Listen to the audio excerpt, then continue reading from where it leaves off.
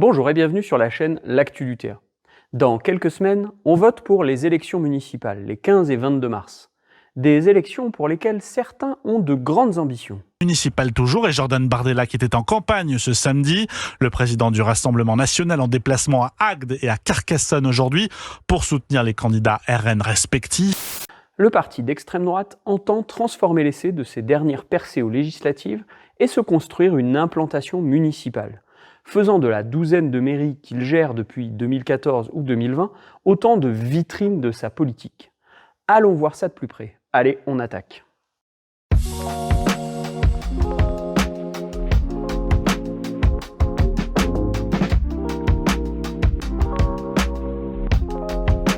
Fort d'une campagne médiatique tambour battant, du soutien de milliardaires comme Pierre-Édouard Stérin et d'une porosité de plus en plus inquiétante avec des franges de la droite traditionnelle, le RN espère multiplier le nombre de villes gérées par des élus de son bord à l'occasion du scrutin de mars.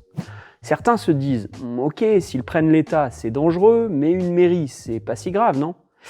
C'est ce qu'on va voir.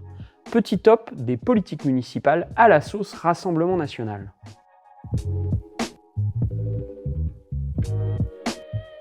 On dit souvent que le RN a fait son beurre sur l'abandon par l'État et les services publics des zones périphériques. Et c'est très certainement vrai. Mais le moins qu'on puisse dire, c'est que quand ils arrivent aux affaires, on ne trouve pas plus anti-service public que Louis Alliot, maire de Perpignan depuis 2020, a par exemple engagé en 2023 la privatisation pure et simple de la plus grande crèche municipale. Comme quoi, défenseur des crèches de Noël, mais pas de celles qui s'occupent de nos bambins.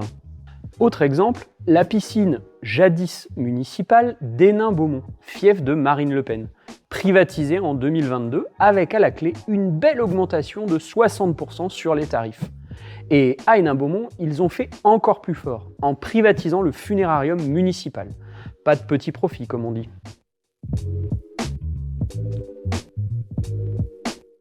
Quand ils ne sont pas occupés à privatiser tout ce qui leur passe sous la main, les édiles RN font les meilleurs élèves de l'école de la gestion néolibérale.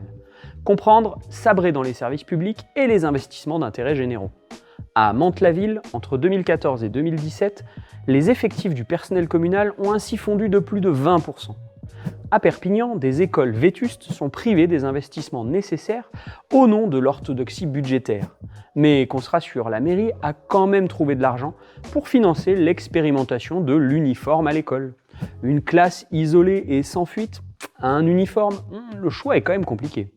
Dans ce registre, il suffit d'aller faire un tour à Charvieux-Chavagneux, où même la très libérale Cour des comptes pointe un sous-investissement chronique dans les équipements publics. Mais ça ne veut pas dire qu'ils sont pour autant de bons gestionnaires, non. L'argent qui était utilisé pour payer les fonctionnaires l'est désormais pour financer des intervenants privés, tout simplement.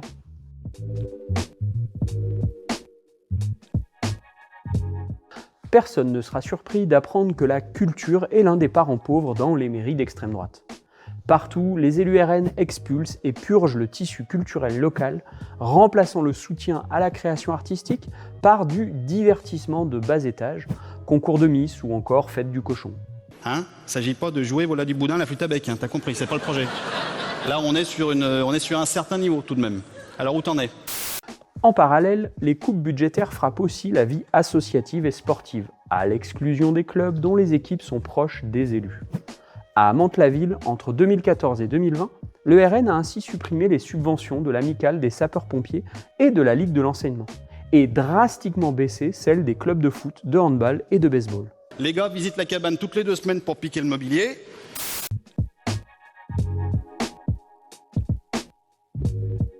Lorsque des associations se mobilisent en solidarité avec des migrants, on entend souvent le refrain qu'il faudrait d'abord aider les pauvres de chez nous.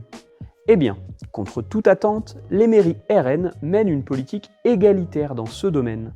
Pas de social, quelle que soit votre nationalité ou votre couleur de peau, juste pas de social du tout. À Fréjus, c'est le dernier centre social de la commune qu'on ferme. À Orange, c'est la subvention au centre d'hébergement d'urgence qu'on supprime. Partout ailleurs, ce sont les subventions du Centre communal d'action sociale qui fondent comme neige au soleil. Et à Hayange, on va encore plus loin. Le maire RN a été jusqu'à couper l'électricité au secours populaire. qui organisent la solidarité sur la commune afin de les expulser de leurs locaux. Une méthode sanctionnée depuis par la justice.